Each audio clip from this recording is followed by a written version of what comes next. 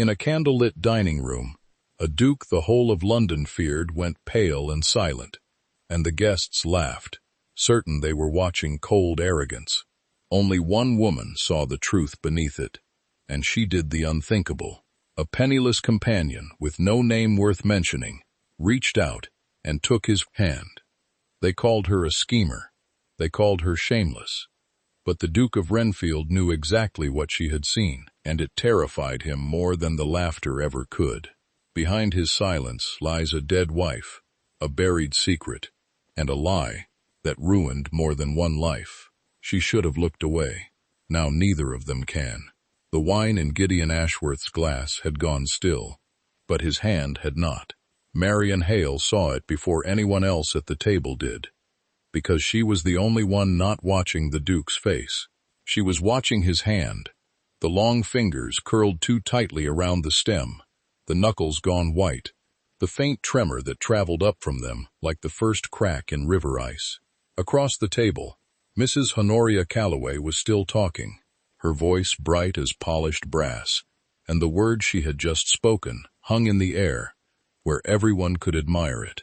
"Cecily," Mrs. Calloway repeated, as though the name were a sweet she was reluctant to swallow. "Your late Duchess. Such a tragedy. One does wonder how a man recovers from a thing like that, if he recovers at all." The Duke did not answer. To the 14 guests arranged along the Calloway table, the silence read as insolence. Marian watched it happen, the way one watches a misunderstanding bloom and knows there is no time to stop it. They saw a cold man refusing to grace a grieving question with a reply. They saw the famous Duke of Wrenfield, the man mothers warned their daughters about, looking through Mrs. Calloway as if she were a draught from a badly fitted window. A few of the younger guests exchanged glances. Someone smothered a laugh behind a napkin, but Marian, standing at the edge of the room where companions were meant to stand, useful, invisible, a step behind the chair of the woman who paid her, saw something else entirely. She saw a man drowning at his own dinner. She knew the look. She had spent the last 3 years of her father's life learning it by heart. The way the breath went shallow and quick. The way the eyes fixed on a single point, as if it were the only solid thing in a tilting world. The way the body sat very straight, precisely because it was about to come apart. Her father had called them his spells, and had been ashamed of them, and had begged her never to let anyone see. She had become very good at hiding what was happening to a man, while it was happening to him. The Duke's chest rose and did not seem to fall. "Your Grace," Mrs. Calloway said, and there was a needle in her sweetness now, because she had asked twice and been answered with nothing, and a woman who has clawed her way up from the trade does not tolerate being looked through. "Have I said something to distress you?" She knew she had. That was the cruelty of it. Marian understood in that moment that Mrs. Calloway had spoken the dead Duchess's name the way a child pokes a bruise, to see the flinch, to remind the table that the great Duke of Wrenfield had a wound, and that she, Honoria Calloway, was bold enough to press it. The candle flames bent in a draught. The footman by the sideboard kept his eyes on the middle distance.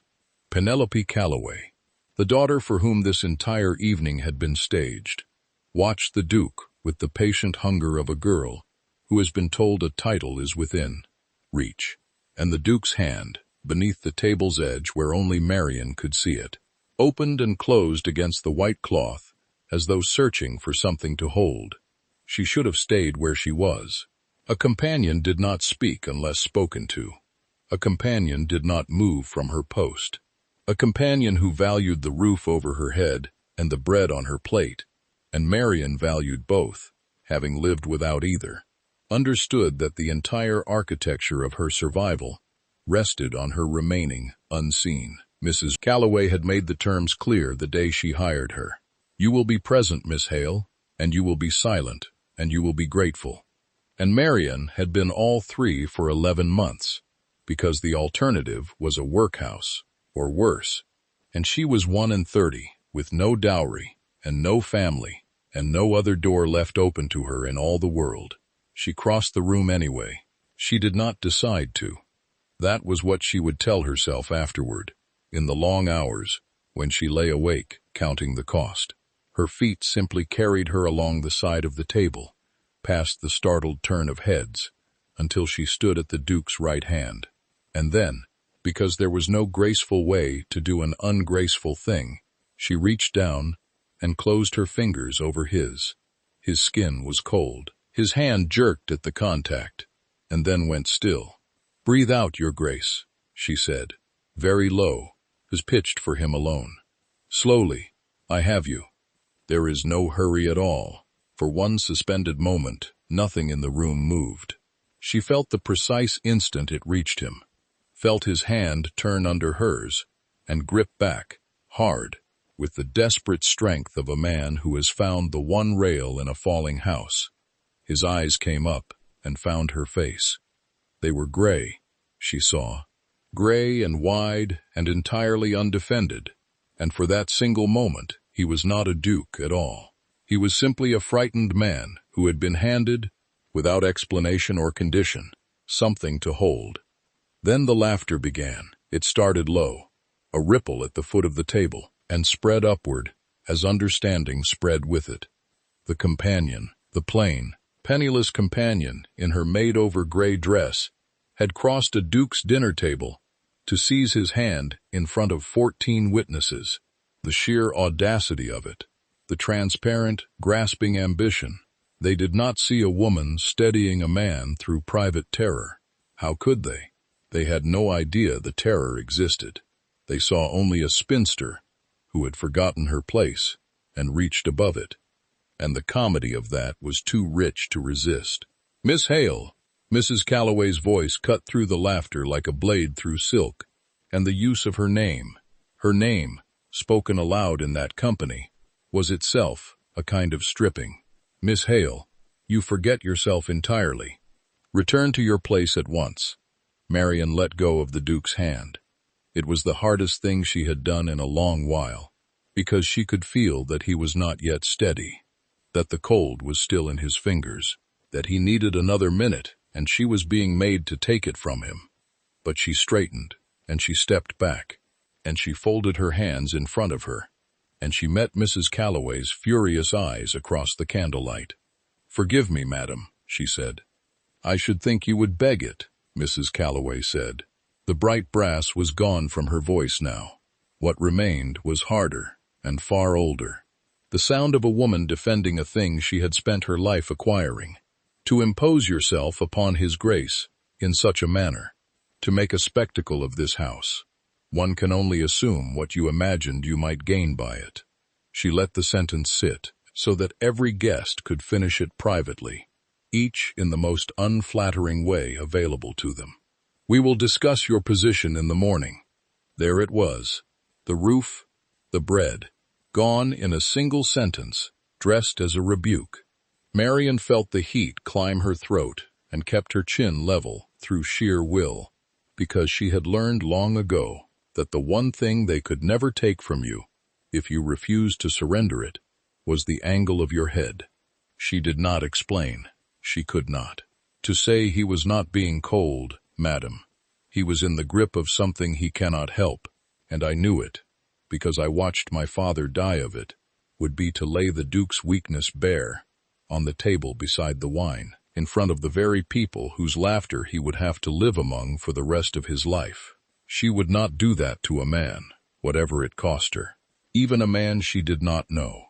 So she said nothing, and let them think the worst, and the worst was apparently very entertaining, because the murmuring carried a thread of cruel delight beneath the surface decorum. "I believe," said the Duke of Wrenfield, "that you are mistaken." The room stilled. He had risen.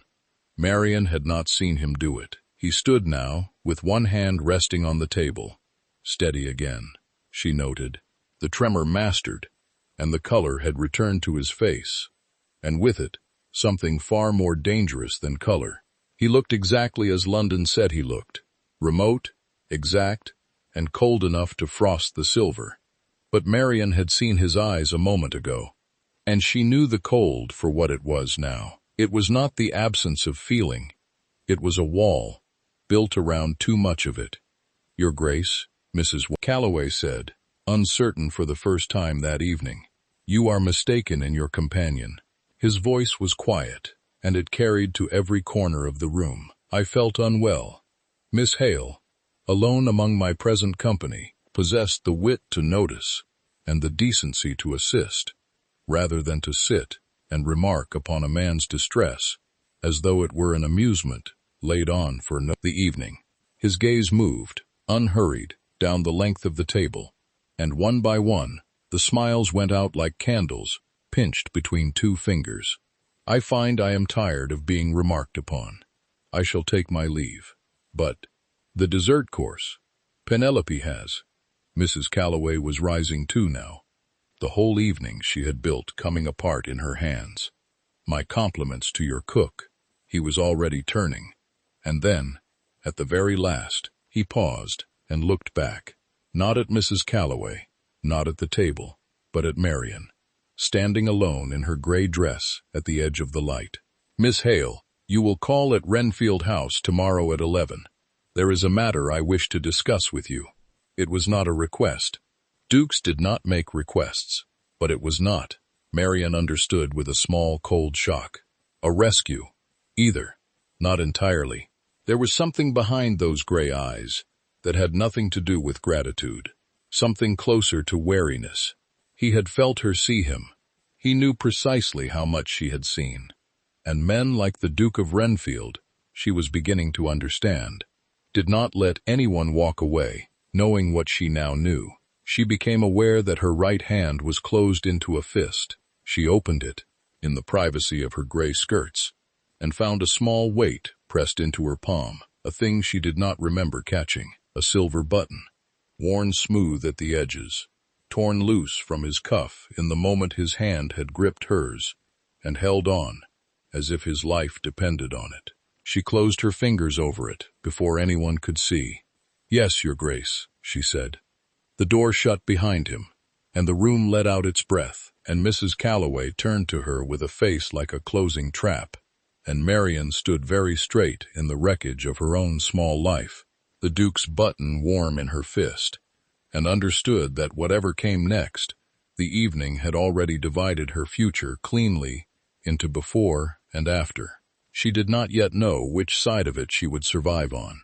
Wrenfield House did not look like a place where a man drowned at dinner. Marian stood at the foot of its steps at 11:01, the silver button sewn now to the inside of her glove, where she could feel it against her wrist, and looked up at a facade so composed it seemed to disapprove of her. Soot had darkened the stone, the way it darkened all of London, but here someone had clearly waged war against it.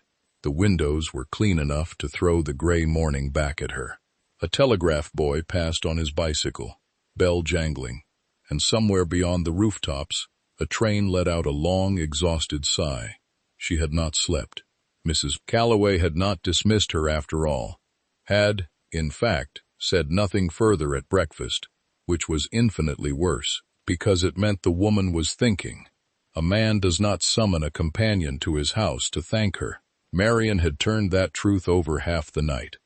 He had summoned her because she had seen something, and powerful men did not care to be seen. The door opened before she reached it. The butler conducted her not to a drawing room, where a guest would wait, but down a corridor lined with portraits, and through to a study that smelled of leather, coal smoke, and cold tea. The Duke of Wrenfield stood at the window with his back to her, and did not turn at once, and she understood that the discourtesy was deliberate, a small re-establishment of the order of things, after last night had so thoroughly overturned it. You did not explain yourself, he said, to the window. Last night, when she dismissed you in front of 14 people, you might have. A single sentence would have done it. He was unwell. You chose silence instead, and let them think you a fortune hunter. He turned then, and the gray eyes were exactly as guarded as she had feared. Why? Because the single sentence was not mine to speak, Your Grace. It would have saved your position. It would have spent yours. She kept her hands folded, her chin level. You would have had every drawing room in London discussing the Duke of Wrenfield's nerves by Thursday. I did not think that a fair price for my situation, however much I value it." She paused. "And I do value it. I should not like you to imagine I came here indifferent to what I lost last night." Something moved behind his face. Surprise, perhaps, that she had named the loss aloud, rather than performing not to feel it. He studied her with the frank, unhurried attention of a man accustomed to having all the time in the world, and she made herself endure it without fidgeting. "Most people," he said at last, "when they do me a service, contrive to remind me of it. Repeatedly. They polish the favor until I can see my obligation in it." He set down the cup he had been holding. "You have done the opposite. You appear to wish I would forget the whole affair." "I wish you would, yes." "Why?" "Because you did not enjoy being seen, Your Grace. I should not like to be the reminder." The silence that followed was different from the others. He crossed to the desk, and she watched him decide something, watched the decision cost him. "My late wife," he said, and stopped. The name had nearly unmade him last night. She saw what it took to approach it now, in daylight, by his own choice. A library she catalogued herself and never finished. "They have sat untouched for 3 years, because I cannot bring myself to enter the room, and my secretary has not the right to. I require someone discreet to set them in order, someone who can be in a dead woman's study without making a performance of reverence, and who can hold her tongue about what she finds there." His eyes came up. "You have demonstrated a talent for holding your tongue." It took her a moment to understand. "You are offering me a position." "I am offering you employment, Miss Hale, at a wage that will make Mrs. Calloway's seem an insult, and a roof that does not depend upon your invisibility." A muscle moved in his jaw. "I find I dislike being the cause of someone's ruin. It is a small enough thing to undo it." It was not, she thought, a small thing at all, and it was not, she also thought, the whole of his reason.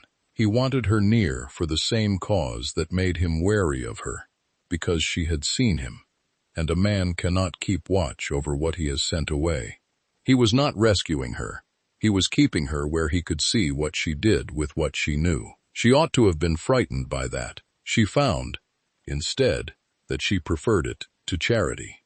A man who watched you at least considered you a force in the world. "I accept," she said, "on one condition." His brows rose. "People did not," she gathered, "set conditions for the Duke of Wrenfield, that if I find, among your wife's papers, something you would rather had stayed buried, you will permit me to bring it to you before I decide what it is." She met his eyes. "I will not be made to keep a secret I have not agreed to keep. I have done that once already, for you, and you see what it cost. I should like to choose, the next time." For a long moment she thought she had ruined it. Then the corner of his mouth moved, not a smile, nothing so generous, but the place where a smile would go, in a man who had forgotten the way. "Agreed," said the Duke of Wrenfield. She began that same afternoon, in a room at the top of the house, with north light and a fine gray film of 3 years' dust. Cecily's study was not what Marian had imagined a duchess's room would be. It was small and crowded and entirely without vanity. A working room, all shelves and ledgers, and a writing desk worn pale, where a woman's forearms had rested. There was a portrait turned to the wall in the corner. Marian did not turn it back.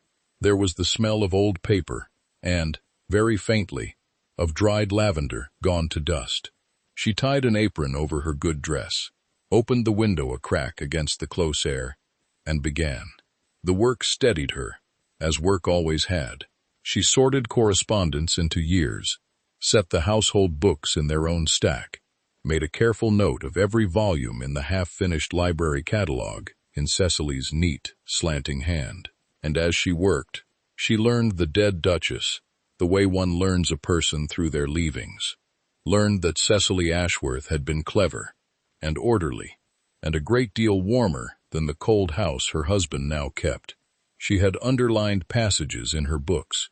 She had kept the letters of a sister in Yorkshire bound in ribbon. She had been, Marian thought, loved and had loved back. and the ache of that filled the little room until Marian had to stop and stand at the window for a moment, looking out at the smoke and the rooftops, and remind herself that she was the help and not the mourner. It was in the household ledgers that she found the first wrong thing. She would have missed it had she been less practiced with figures. But 11 months of keeping Mrs. Calloway's accounts had sharpened her eye for the place where a column does not say what it ought. Here, in the spring of the year Cecily died, the household payments ran in their neat course. The chandler, the coal merchant, the wine.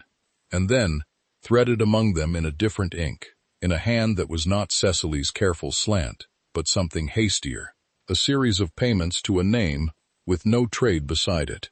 Mr. R. Vane. No goods, no service. Only sums, large ones, paid out across 4 months, and then stopping, abruptly. The same month the Duchess died. Marian sat very still. It might be nothing, a loan repaid, a debt of honor, 100 ordinary things. But the hand was wrong, and the secrecy of it was wrong. Why thread a private matter through the household book, among the candles and the coal, unless to hide it where no one looks twice? And the date at which it stopped was wrong most of all.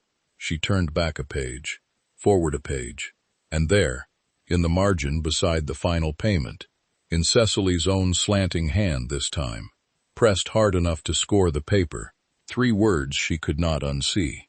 He knows now. The light had begun to fail.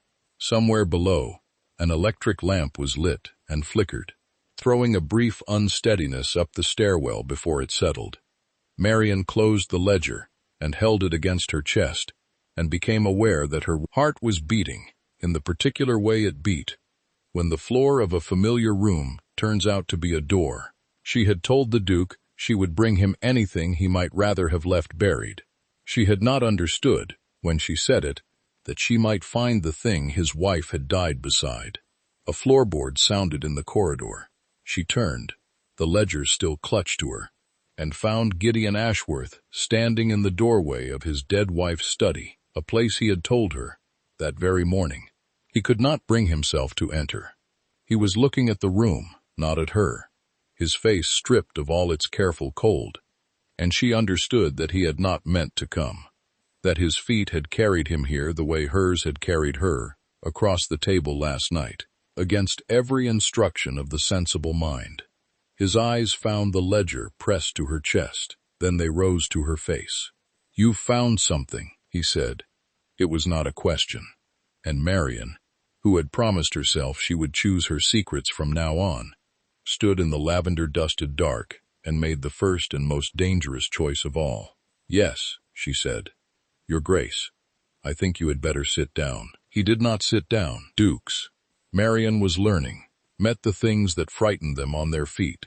He came into the room instead, into Cecily's room, which that morning he could not cross the threshold of, and he came slowly, the way a man wades into cold water, and he stopped an arm's length from her and held out his hand for the ledger.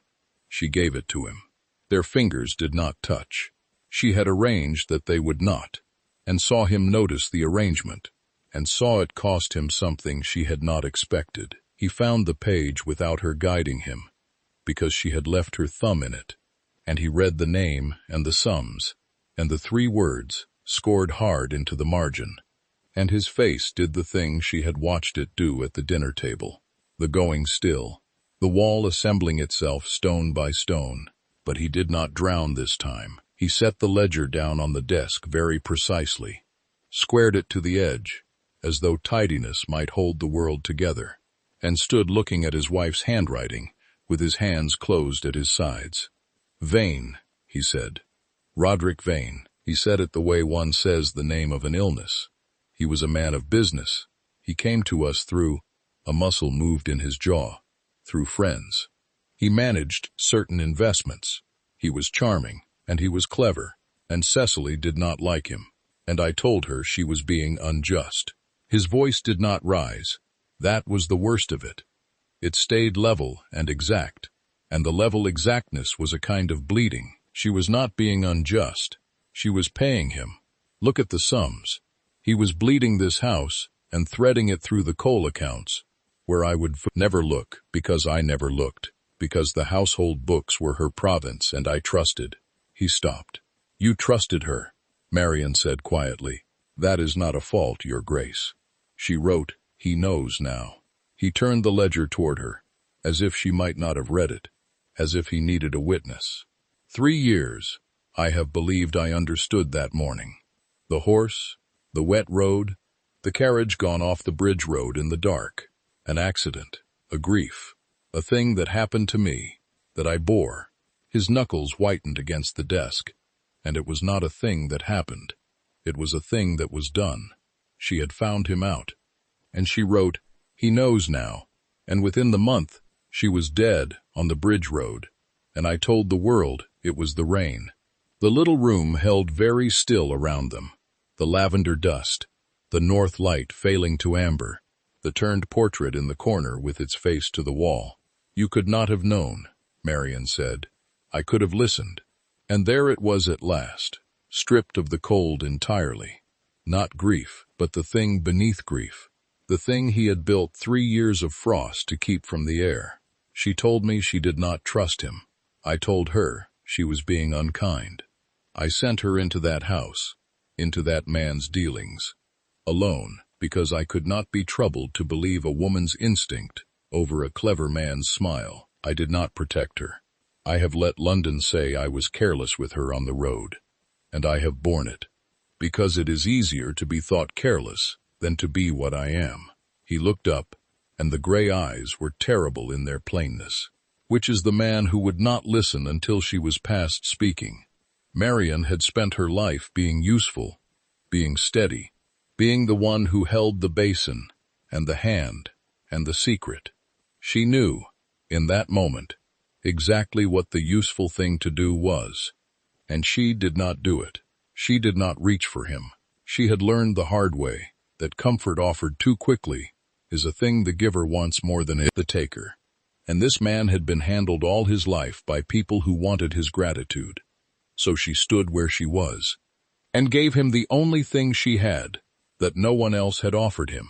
My father had spells, she said, the ones you had last night. For 3 years before he died, I was the only one who knew, because he begged me to hide them, and I did, and I was proud of how well I hid them. Her own voice was not quite level now, and she let it not be. And then he died, and I understood that I had spent 3 years helping a frightened man pretend he was not frightened, instead of 3 years sitting with him while he was. I helped him perform. I did not help him. I have never forgiven myself for the difference. She held his gaze. So I know the shape of what you carry, Your Grace. Not the same weight, but the same shape.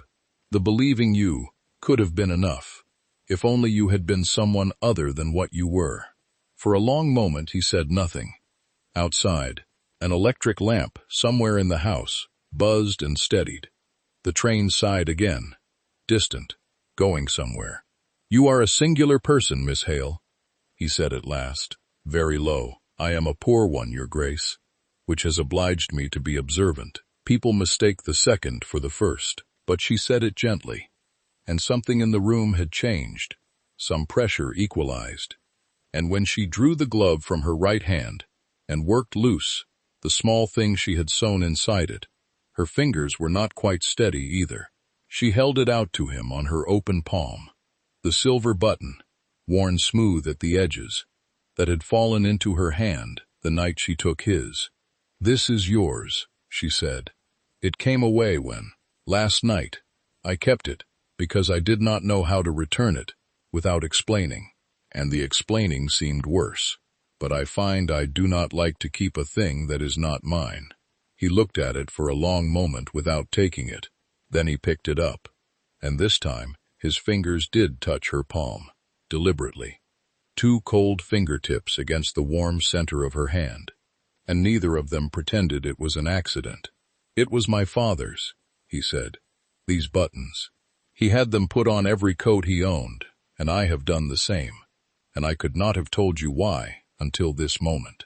He closed his hand around it. He was a cold man too, Miss Hale. London admired him for it. I learned the trick of it at his knee, and I have worn it like—" he glanced at the button in his fist, "like a thing sewn to every coat I own, until a companion in a gray dress reached across a table and held the hand of the man underneath, who I had quite forgotten was there. I find I do not want to, not yet." He took her to the conservatory because, he said, the study had become unbearable, and because, she suspected, he was not ready to be done speaking to her, and a man does not say such a thing aloud. The conservatory was glass on 3 sides, warm with the breath of plants Cecily had loved, and a gardener had kept alive out of loyalty to a dead mistress, and the rain that had begun while they talked ran down the panes in long, unhurried lines, so that the whole room seemed to be quietly weeping and entirely at peace about it, of nothing that mattered and everything that did, of her father's parish, of a sister of his who had died young, of the absurd, particular loneliness of a house full of servants. He told her a thing that made her laugh, and seemed astonished at the sound, as though laughter were a bird he had not known, still nested in the rafters. She found that the cold of him was not gone, but transformed. Up close, in the wet green light, it read as carefulness, as a man holding himself very still, so as not to want anything he could not have. And she was careful, too. She was a paid woman in a powerful man's house, and the gulf between them was not a thing the rain could wash away. And she had been ruined once already, by mistaking a man's warmth for a future. She kept her hands folded.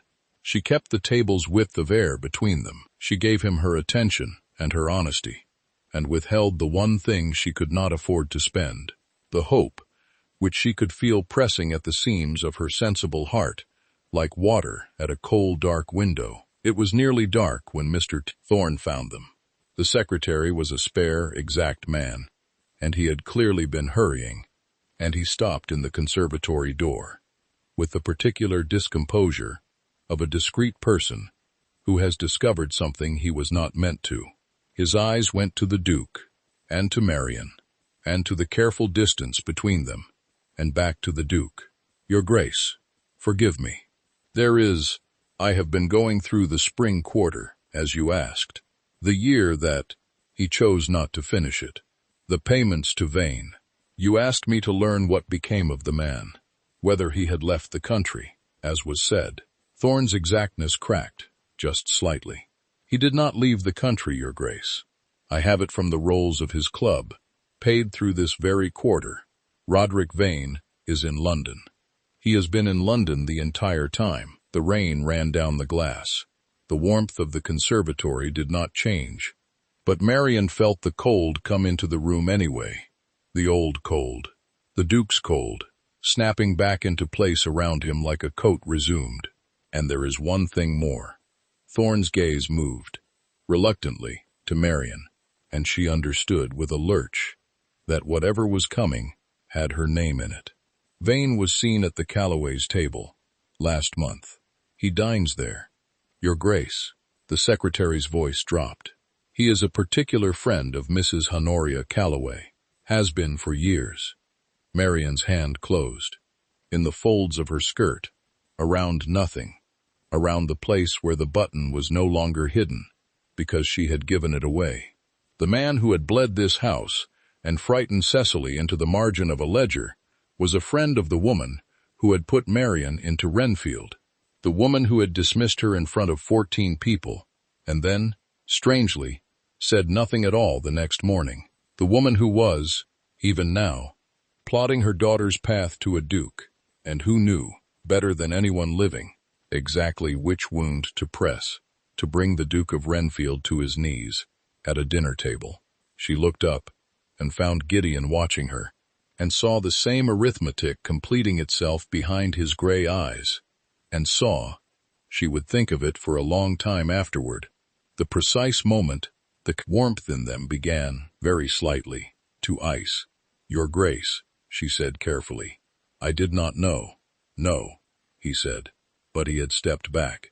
The table's width of air between them had become, somehow, a great deal wider, and neither of them had moved. No, I don't suppose you did. It was not quite belief, and in the not quite, in the hairline crack that ran between I did not know, and I don't suppose you did, Marian felt the whole fragile architecture of the afternoon begin, very quietly, to give. The summons came by the morning post, 3 days later, on Calloway paper. Marian knew the hand before she broke the seal. Mrs. Calloway's was a confident, rounded script, the writing of a woman who had paid to be taught it late and never quite trusted it. You will call upon me at 4 o'clock, it read. There are matters concerning your conduct that touch upon my family's honor and the Duke of Wrenfield's, and which I do not choose to commit to paper. Nothing more. Marian read it twice in the cold light of Cecily's study, where she had spent 3 days pretending the conservatory had not happened, and felt the trap close so gently she almost admired the workmanship. She ought to have refused to go. She had no obligation to Honoria Calloway now. She drew a duke's wage and slept beneath a duke's roof. But the letter touched upon Gideon's honor, and that single word was a leash, and Mrs. Calloway had known it would be. So at 4 o'clock, Marian stood again in the drawing room she had stood in 11 months as a servant, and found it was not Mrs. Calloway alone who waited for her. The Duke of Wrenfield was there. He stood by the window with his back half turned, exactly as he had stood the morning he offered her employment, and the sight of that echoed posture frightened her more than anything Honoria might say. Penelope sat very upright on the sofa, pale, her hands folded, her eyes fixed on the carpet, and Mrs. Calloway presided over the room from the best chair with the serene satisfaction of a woman who has arranged every piece on the board and has only to push them. Miss Hale. She did not invite Marian to sit. I have asked His Grace here today, out of duty. It pains me. It genuinely pains me. But a thing has come into my possession that no honest woman could keep silent upon. She lifted a paper from the table beside her, holding it by one corner as though it were unclean. I think you had better explain this. Marian took it. It was a letter in a hand. She felt the floor tilt in a hand very like her own. Not her hand, but near it, near enough. The same forward slant. The same way of crossing a tate, high and impatient. She read it, and the room receded to a hum. Dearest H, it began. H, as though she and Honoria Calloway were intimates. And it went on, in that almost hers writing, to lay out a scheme entire. That Marian had heard the Duke was a widower haunted by his nerves. That she had contrived the scene at the dinner table deliberately, having learned the trick of his spells, to make herself indispensable to him. That she counted on his guilt and his loneliness to raise her, in time, above her station.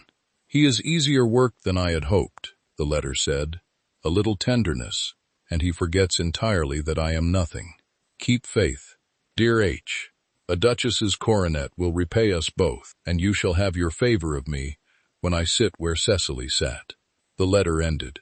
Marian's name was at the bottom of it, in that hand that was almost hers and was not.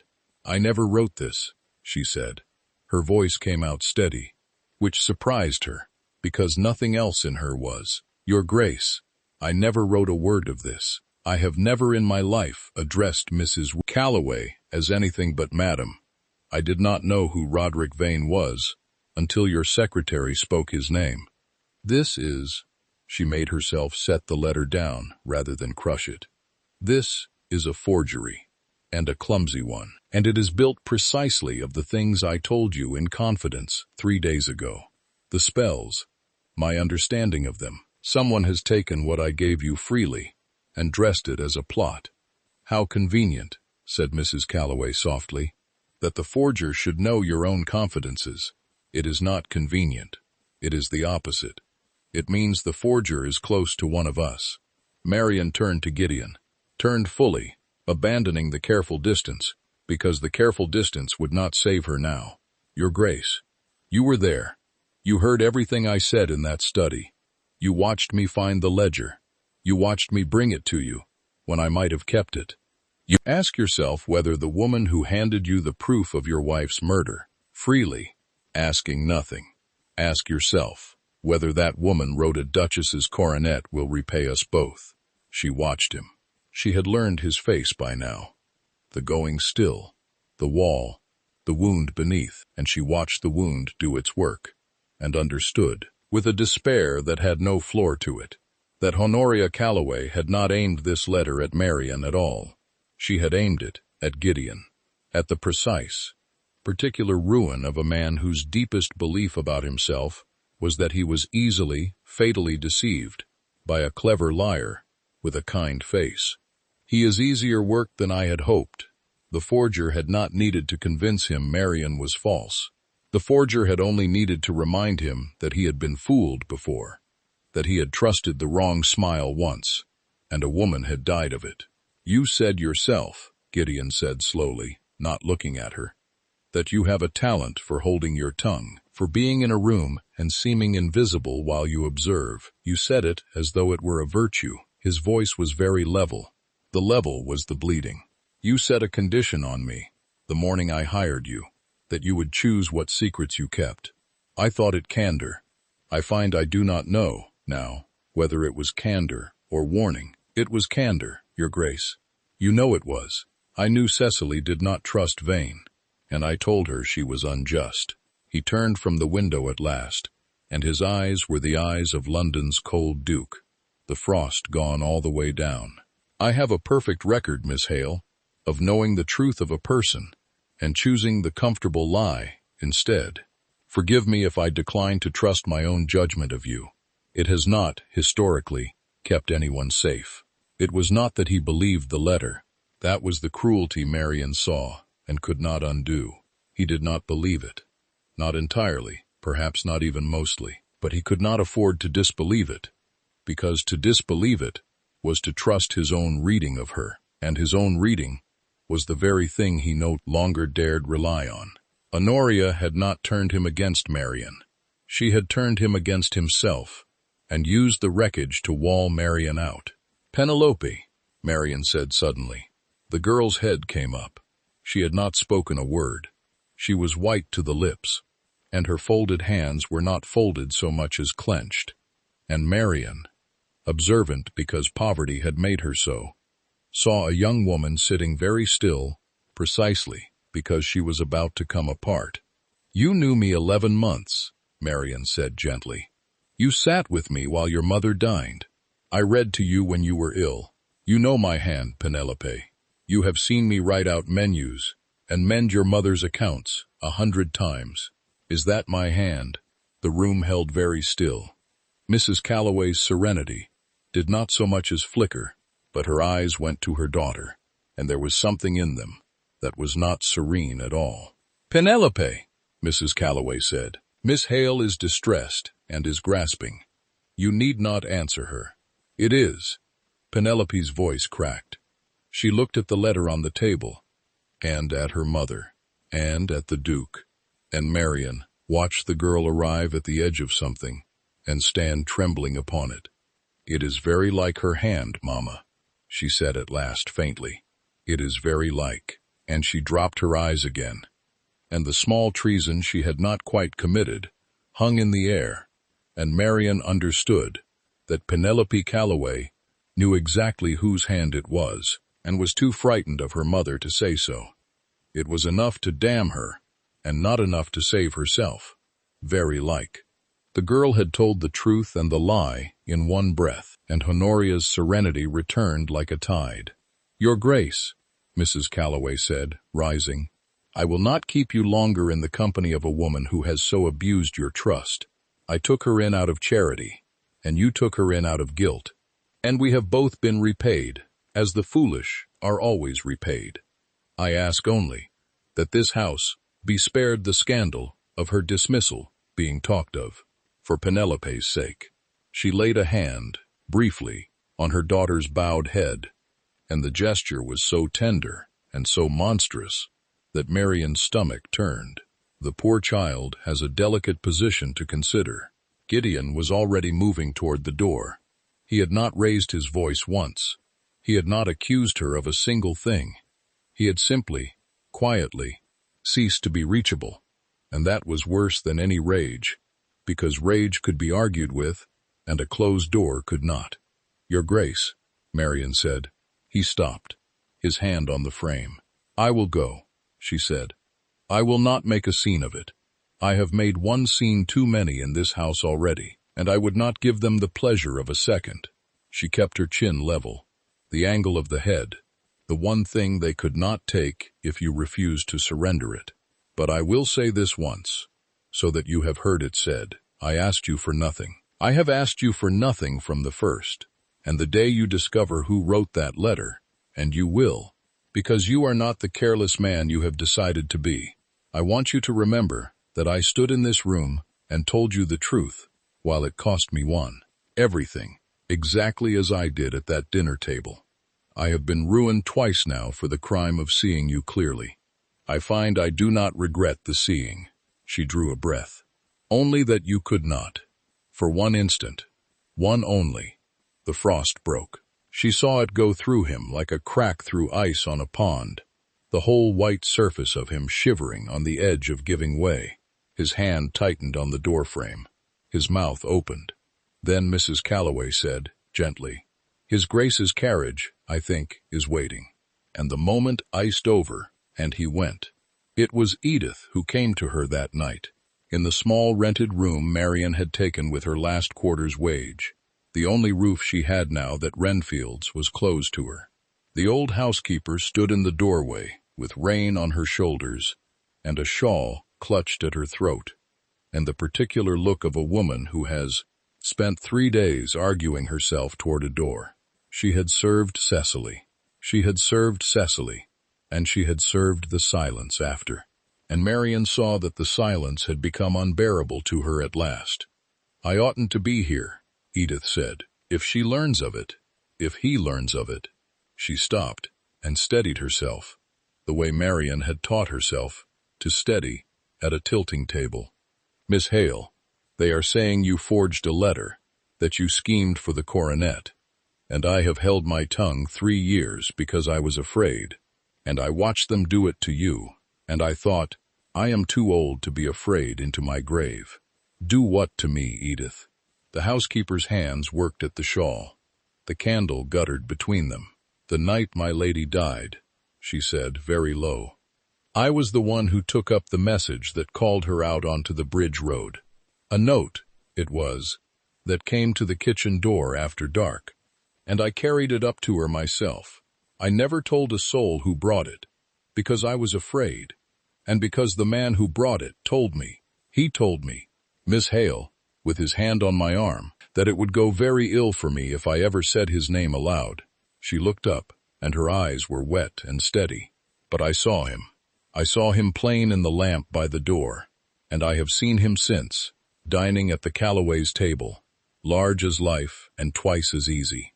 I know who sent my lady to her death, and I know it was no accident on a wet road." Marian went very still. "His name," she said. "Vane," said Edith. "Roderick Vane. And Miss Hale." The old woman's voice dropped to almost nothing. "The letter he carried that night. My lady never had time to burn it. I took it from her writing case, after, meaning to give it to His Grace, and then I was too afraid, and I have kept it hid these 3 years, in the one place no one would think to look." Her fingers closed hard on Marian's wrist. "I can put the truth of everything into your 2 hands, the murder, the forgery, the whole of it. But I cannot carry it to him myself. He will not see me. She has the running of his house now, near enough, and I am only an old woman they have stopped listening to." Her grip tightened. "You saw him clear when no one else would. You are the only one left who might make him look." Outside, the rain came down on London, on the coal smoke and the gaslight and the long sighing trains. And Marian, ruined twice over in a borrowed room, felt the floor of the familiar dark turn once more into a door. "Then we had better find a way," she said, "to make a duke look." Cecily's letter, when Edith drew it at last from beneath the lining of an old workbox, was not long. It was written in haste. the careful slant gone urgent and uneven, and it was addressed to no one, or rather to whoever should find it, which Marian understood at once was its own kind of testament. Cecily Ashworth had known she might not live to hand it over. "If I am found out before this reaches my husband," it began, "let it be known that R. Vane has bled this house by his own contrivance and a forged authority over our accounts, that when I confronted him, he did not deny it, but smiled, and that he is not alone in the design. He has a partner in trade and in malice, a woman who covets a great match for her daughter, and who has promised him she will deliver this family into a marriage of her choosing, that they may divide the spoils of it between them. He has named her to me, believing I would not live to repeat it. Her name is Honoria Calloway, and below, in a hand pressed nearly through the page, Gideon. If this comes to you, and I do not, you were not careless, you were only kind, and I let you believe me safe, so that you would not be afraid for me. Forgive me the kindness. I would do it again. Your C." Marian read it 3 times in the candlelight of her borrowed room, and then she folded it, and she did not weep, though Edith did. She had a dead woman's voice in her 2 hands now, and a dead woman's voice would not be helped by tears. It would be helped by being heard. Mr. Thorne came the next morning. Edith had gone to him in the night, the secretary being the one person in Wrenfield's orbit she still dared approach. And Thorne, exact and loyal, and quietly furious to learn how he had been worked, had spent the small hours doing the thing he did best. By the time he sat in Marian's room with the rain off his coat, he had the rest of it. The bank's own record of the forged authority over the Wrenfield accounts, a clerk who would swear to Vane's hand, and the small, damning fact that the paper of the forged letter, the one bearing Marian's almost hand, had been bought by the choir from a stationer in the Calloway's own street, by a manservant the stationer knew well. "It is enough," Thorne said. "It is more than enough, Miss Hale, to take to a magistrate." "A magistrate will be slow," Marian said, "and quiet, and Mrs. Calloway will have a month to dress herself in injured innocence before any of it is heard." She looked at the 2 letters on the table, the dead Duchess's truth and the living woman's forgery, side by side. "She ruined me in front of 14 people, twice.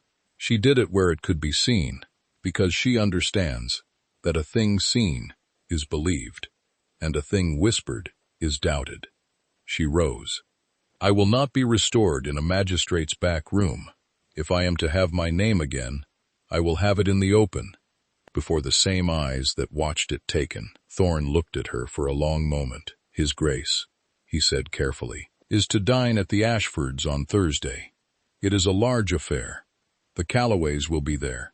Mrs. Calloway has seen to it. She means to press her daughter forward, now that you are gone, and the field is clear." A pause. "It is precisely the sort of evening you describe. Then I shall need an invitation," Marian said, "and I shall need His Grace to be there, and I shall need him not to know that I am coming. He will not see me," she added, more quietly, when Thorne looked doubtful. "If I write to him, she will hear of it. That house leaks toward her, and if he knew, he might forbid it, to spare me, or to spare himself the hope. He has decided he cannot trust his own eyes where I am concerned. So I will not ask his eyes to choose. I will simply put the truth in the middle of the room, and let it be seen by everyone at once, his included." She drew a steadying breath. He need only do one thing. He need only look. The Ashfords' drawing room blazed with electric light, the new kind, harsh and steady where the old gas had flickered, so that everything in it was lit without mercy. The silver, the satin, the powdered shoulders, the small, cruel mouths.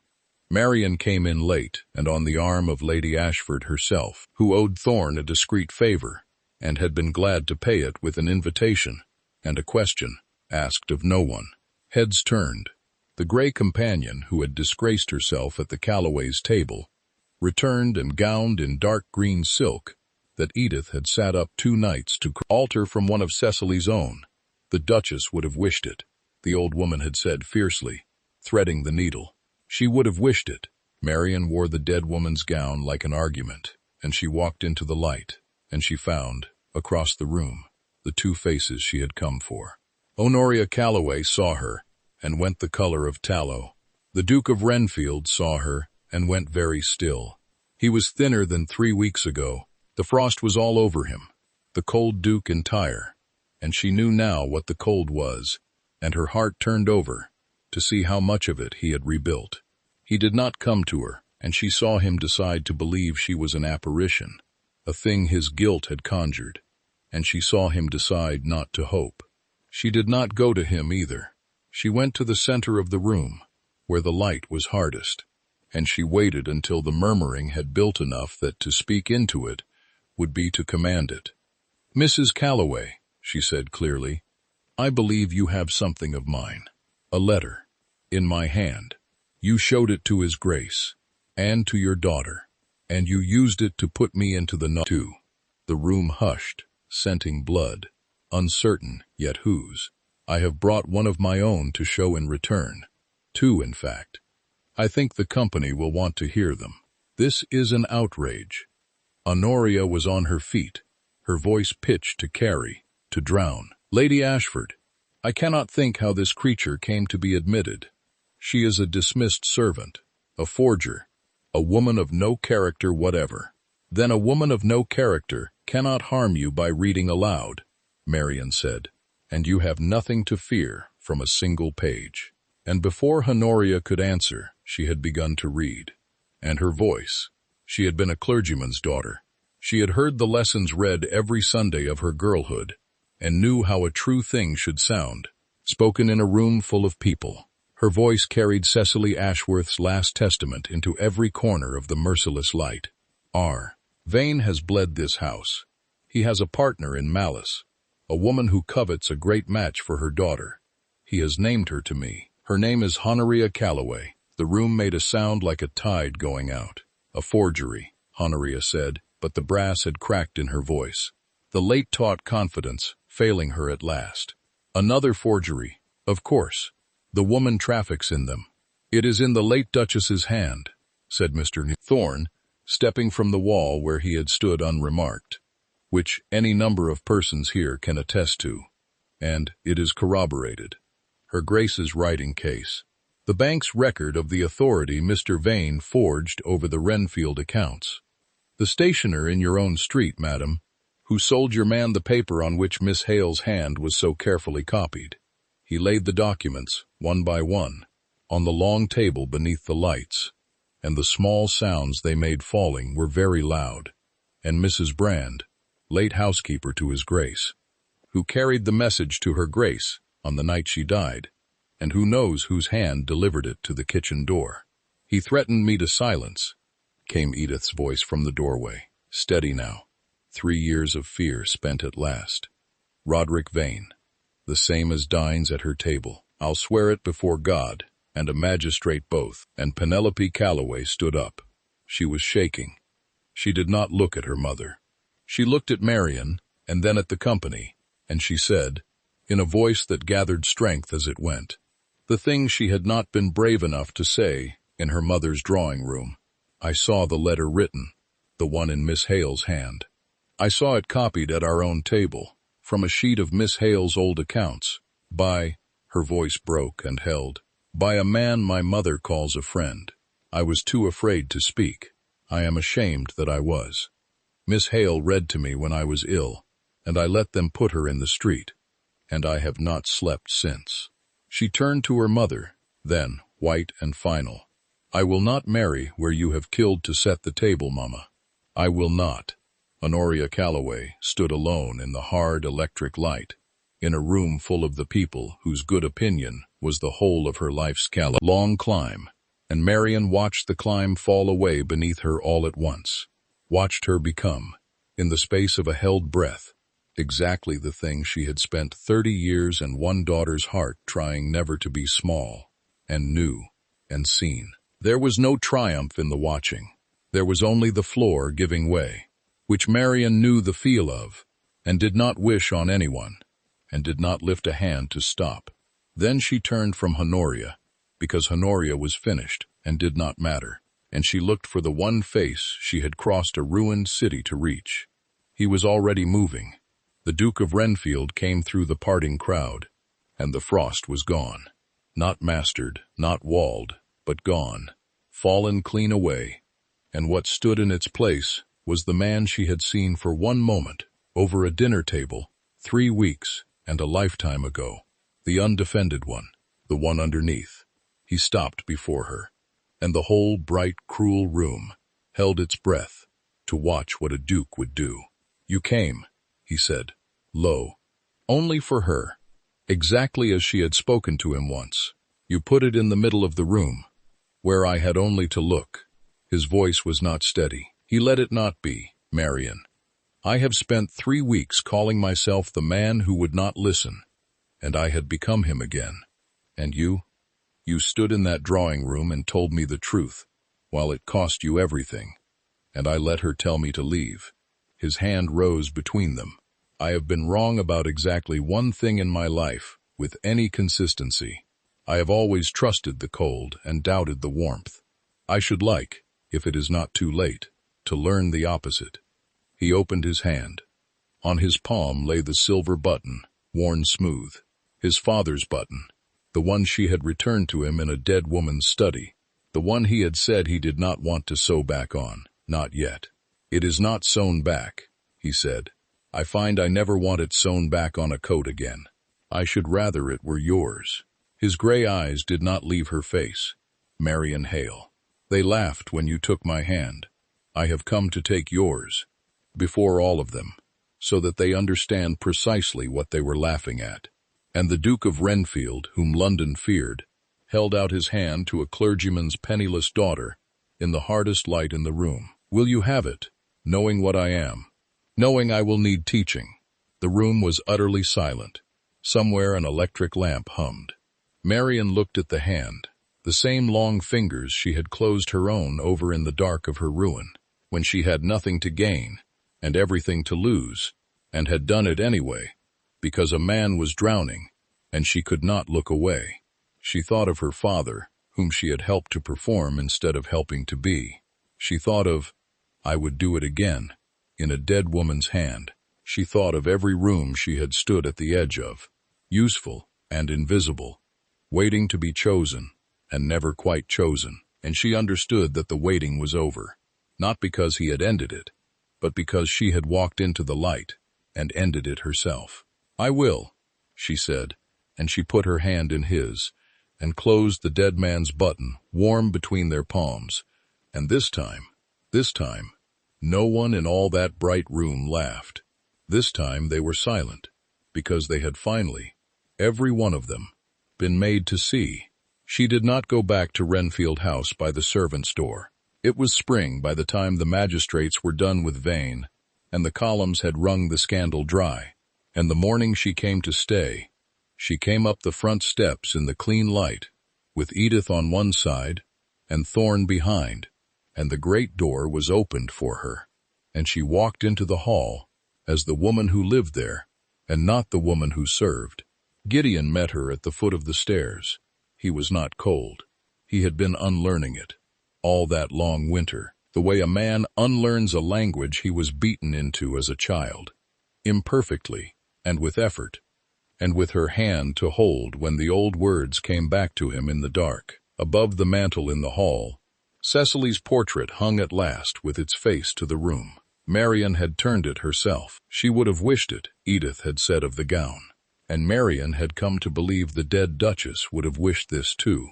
The truth told, the house warm, the kind man finally permitted to be kind in the open air. On Gideon's coat, over his heart, the worn silver button caught the morning light. He had sewn it back on after all, but he had sewn it there, where it had never been, where a man keeps the thing he means never to lose again. "Welcome home," he said, and Marian Hale, who had been ruined twice for the crime of seeing him clearly, stepped into the warm, bright house that had finally been made safe, and was, at the last and for the first time, entirely seen. If you enjoyed this story, consider subscribing to this channel for more Victorian romances. Thank you for listening, and take care.